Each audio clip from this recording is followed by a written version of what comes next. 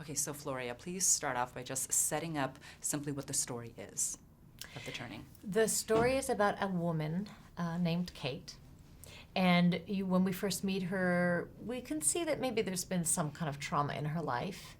And then she gets the job of her dreams. It's sort of the Cinderella moment where she gets the job to take care of a 6-year-old. How hard could it be?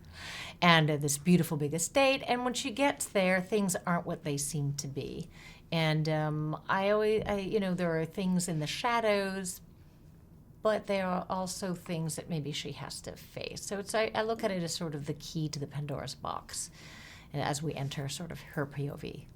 Now, speaking about the shadows, I feel like this is one of those movies that is a horror, yet it's really a psychological thriller, but it all happens in the shadows. Can you speak about that?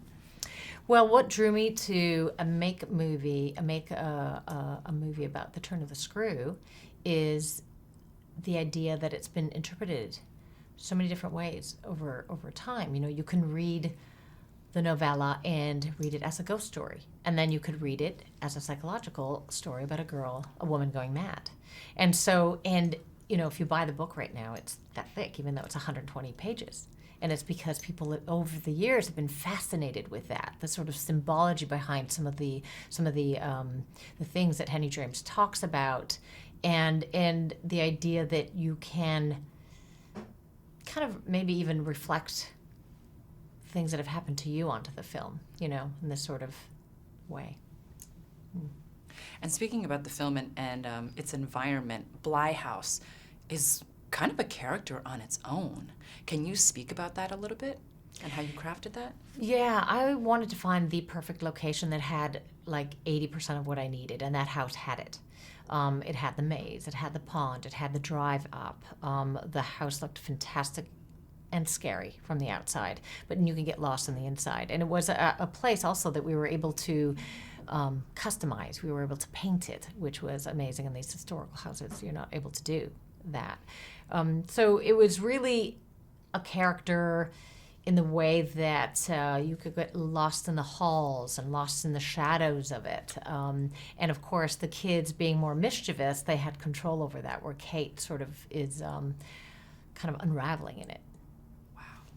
So speaking about you as a storyteller, you're such an incredible visual storyteller. Can you talk about the ways in which you made this such a visual feast on the screen?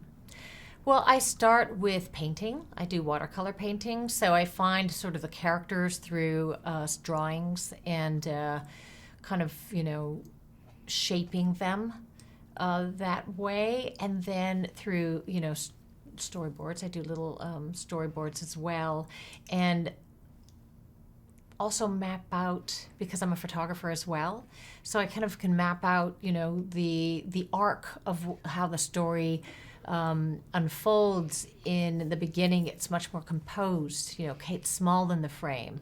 The environment is large. She gets engulfed, and as the film goes on, it's a little bit more claustrophobic. The camera starts going handheld, and by the end of it, we're wide and close and erratic. So, things like that all kind of are layers of telling the story. I tell the story also through color.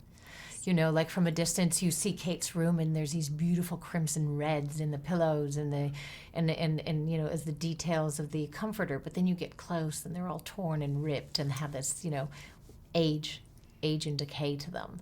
So things like that. It's just all kind of parts of building the world. And I think a lot of people that are watching this film feel like you are such an incredible visual storyteller, but I also read that you did a lot of like mood boards, and you did that stylized just way of translating that, and you also pulled a lot of inspiration from painters, historical painters. Can you speak about that too? Because I know a lot of people are going to be interested in how you got there visually, because again, it's so stunning. Well, meeting Packy Smith, who's my production designer, we both kind of drew on paintings, and that's what made us click, because we had the same sort of background in art, in painting and stuff. So when he came and he introduced some of the painters like Frederick and Brooklynn, and so we had this sort of mutual, wow, this is such a great place to draw from, because Brooklynn had these amazing ghostly figures in his paintings with these big, tall cypress trees, and there was a mood to them.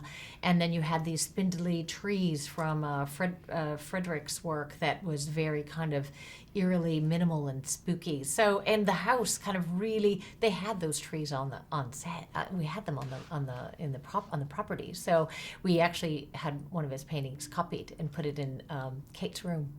Is that last, in the credits roll where her hand's on that painting? That's one of Frederick's paintings. Oh, wow, that's incredible. That's luck of the draw. So let's talk a bit about the characters, because I feel like you crafted such rich characters. Can you tell me about the protagonist, Kate?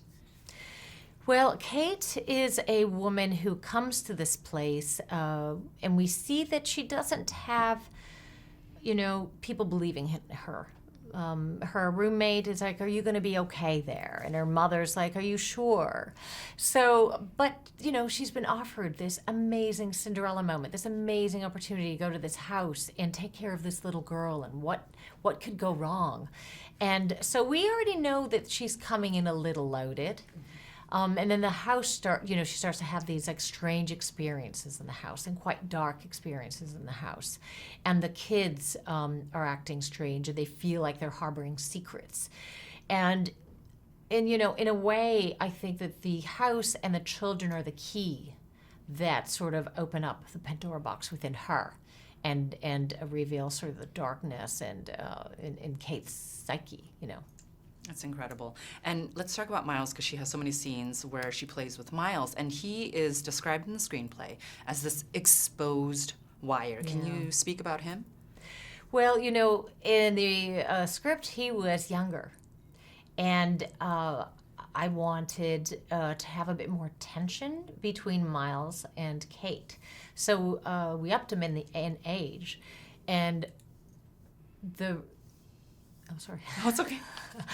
And Finn was perfect for that role, because he feels to me like he looks like a dark angel. There's something quite angelic about him, and his pale skin and dark locks. And this was a very kind of different role for him, too. So I thought, this is going to be very unexpected and a great challenge for him. And so he can be, very friendly with Flora, but then also have this other side that's kind of unexpected. And as shocking it is for us, it's shocking for Kate as well, because we know Finn Wolfhard, and he's fun. But they come as sort of unexpected moments, and there's this idea that he is navigating through sort of a handed down bad influence from Quint. There's this sort of, does Quint still have his claws into Miles? And that's the thing that Kate's character has to grapple with. Can she save the boy, or can she not? Is it too late? So this movie for me, a little bit scary, a little bit too much. Okay. So I have to ask you, what scares you as the director? You created and crafted this. What scares you? I think what scares me is not getting all the things that I need to get done in my life. I'm constantly working, constantly putting myself in situations of the unknown, sort of, the mysteries of challenges, of putting myself in situations that I've never been in. And that's why I think I kind of bounce around from different mediums. I go from photography to music videos to film, and then TV as well.